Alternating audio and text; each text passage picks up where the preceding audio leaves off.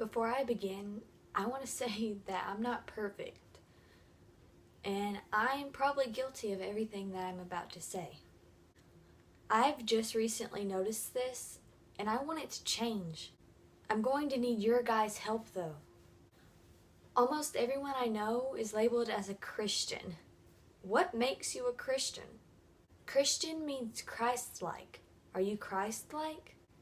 How many of you have voiced a bad opinion about someone today? How many of you have tried to act cool in a situation and tried to please others when all you're really trying to do is please the world? How many of you could have spread the gospel, but all you did was say, I'll pass, I don't want to get embarrassed, and I have no time to bother with them anyway because they don't understand? How many of you have pretended to be someone you're not today because you're scared people would judge you for being the real you? I know that I have at least done one of those things today. Was your friends doing ungodly things today? Did you acknowledge them? Did you participate? Why didn't you stop them? Most of the times when I do these things, I don't even notice they're ungodly when I do them. I don't even think twice about it until an hour later when I'm like, wow, that was so dumb. And then, listen to this, I do it again and forget about it and repeat the same thing.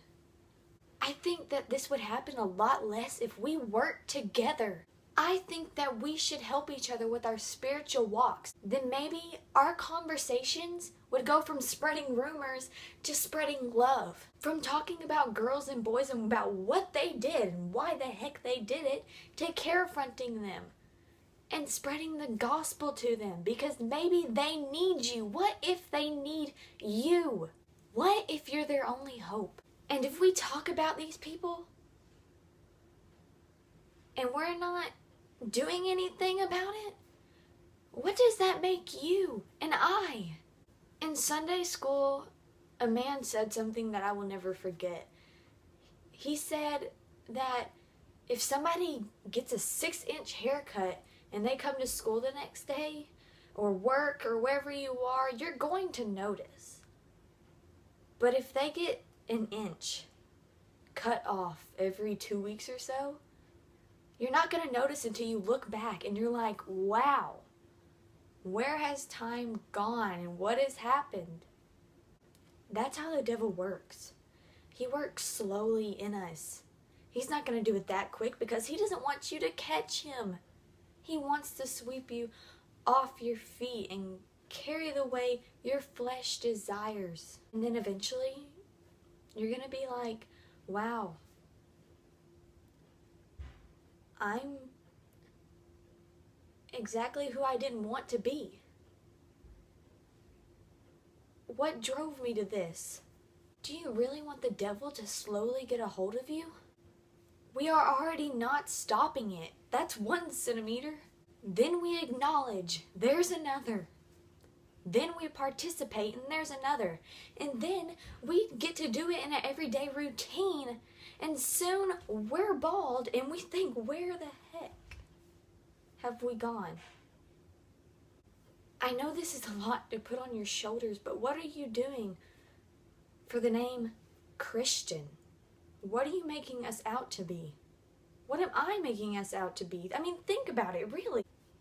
People shouldn't have to ask you if you're a Christian. They should know. How do you expect someone to feel that moment that you did when you laid it all down at the feet of Jesus? And when you got on your knees and said, Lord, I am a sinner. Please come into my heart and save me because this wretched soul is nothing and I need you. How do you think people get to God? Do they just know? No. They need us, my friend. They need us to tell them about the gospel. We need to tell them about how he died for us when we weren't even thought of. He lived a perfect life, and I'm going to tell you, he looked like a piece of hamburger meat on that cross. They persecuted him, and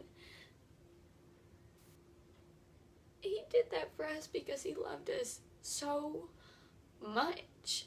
I mean, if I was him, I wouldn't have died for a stranger.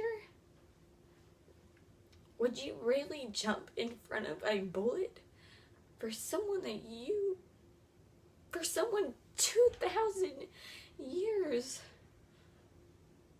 of not even being thought of? I don't know about you, but I honestly think that there's never going to be enough mansions up there. I am tired of us sitting around and letting the devil do his work. Because I hate to tell you, but we're running out of time.